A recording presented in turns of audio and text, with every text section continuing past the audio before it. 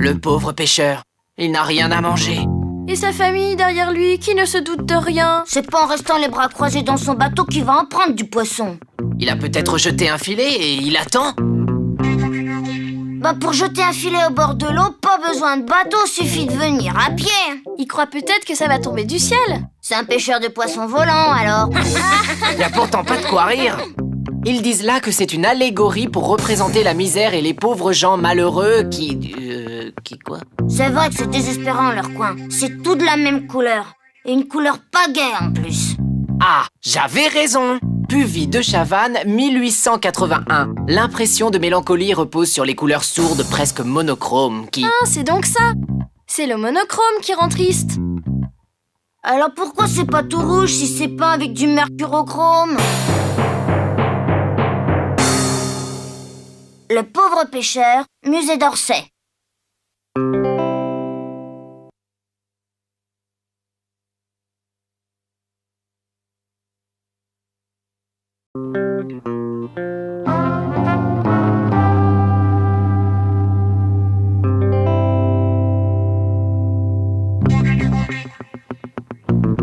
Chut, pas de bruit, il y a Thérèse qui dort. À moins que ce soit Théodora ou Tatiana. Et d'où tu sors ça? Bah, il y a un thé là. C'est pas un thé, c'est une croix sans la 4e branche. C'est un symbole ancien que les gens accrochaient parce qu'ils croyaient en Dieu. Elle doit mal dormir dans son lit tout plat. D'ailleurs, c'est bizarre, tout est plat ici. Ouais, et c'est les mêmes couleurs en plus. Ouais, en même temps, on voit bien où sont les draps et l'oreiller grâce au trait. Vuillard voulait rendre quelque chose d'apaisant. C'est pour ça que les couleurs se ressemblent. Et qu'elles sont douces. T'arrives à dire des trucs intéressants sans ton bouquin? Ouais, mon guide. Alors? Eh bien, voilà, on dirait plus une berceuse qu'un tableau. C'est vrai, c'est calme. Oh, je ferais bien la sieste. Comment il s'appelle ce tableau? Au lit. Il y a peut-être de la place pour moi. Mais qu'est-ce qui vous arrive? Au lit, musée d'Orsay.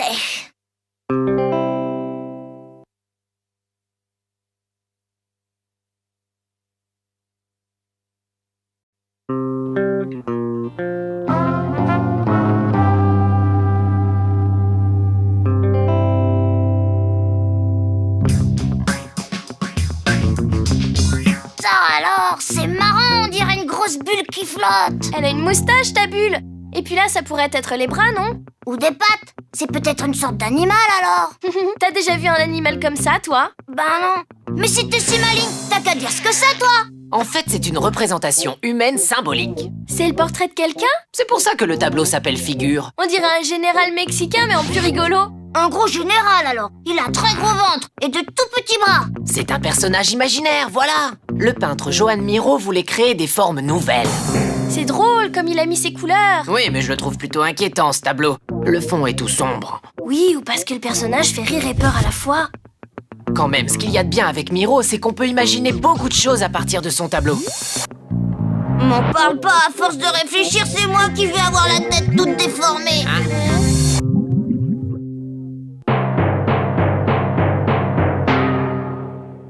Figure, Lyon, musée des Beaux-Arts.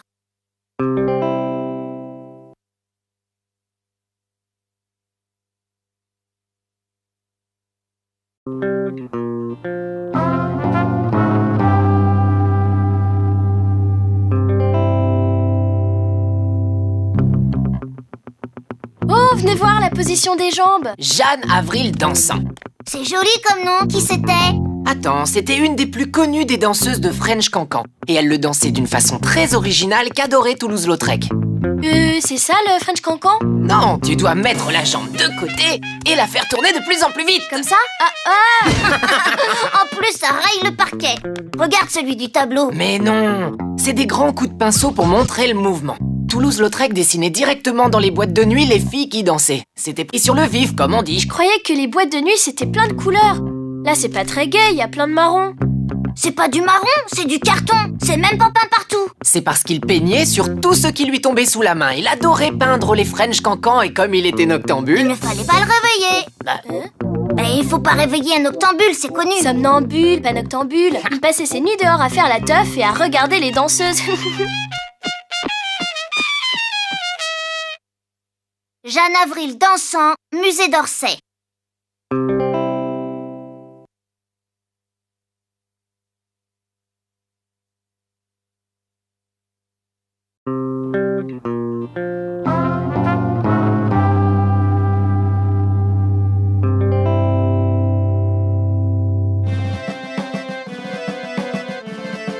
Oh là là, il y en a du monde.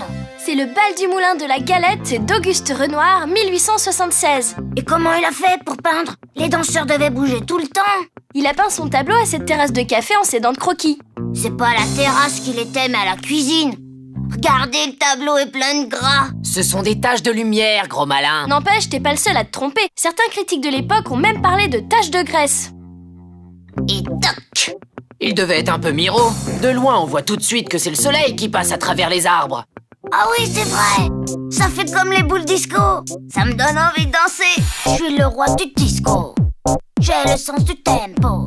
Si Renoir était ici, il serait tout ébloui. Aïe. Ouais, et je suis même sûr qu'il te prendrait comme modèle, mais pour un autre tableau, celui qui s'appelle le clown. Ah, très drôle.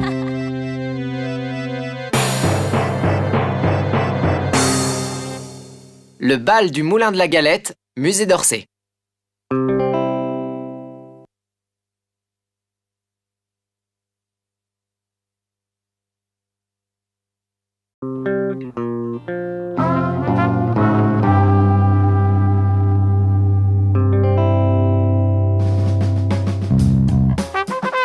Waouh, la super scène de chasse! Ah, c'est horrible. Wow, ils ont pas l'air commodes, les chiens. Et c'est des pitbulls. Non, juste des chiens de chasse, des braques, je crois. Loup tenant tête à 6 chiens, Jean-Baptiste Oudry, 1722. Y en a plus des loups en France? À l'époque de Louis XV, il y en avait des tas et chasser, c'était le passe-temps favori des rois et des nobles. Bah moi, ce que je préfère dans ce tableau, c'est la forêt avec ses grands arbres et ses belles lumières dorées. Oh non, les chiens, ils sont super bien peints. Avec les yeux qui leur sortent de la tête, les crocs énormes. Regarde le loup, il est mort de trouille. Moi, je trouve qu'ils sont tous épouvantables. Ils ont pas des têtes d'animaux normaux. Et pourtant, Jean-Baptiste Oudry était le plus grand peintre animalier de son temps et spécialiste des scènes de chasse. Ah bon? Y a même pas de chasseurs dans le tableau. C'était les animaux qui l'intéressaient, pas les hommes. Quand même, moi j'aime pas la chasse. C'est cruel. Petite nature, va. Loup tenant tête à 6 chiens, musée national du château de Fontainebleau.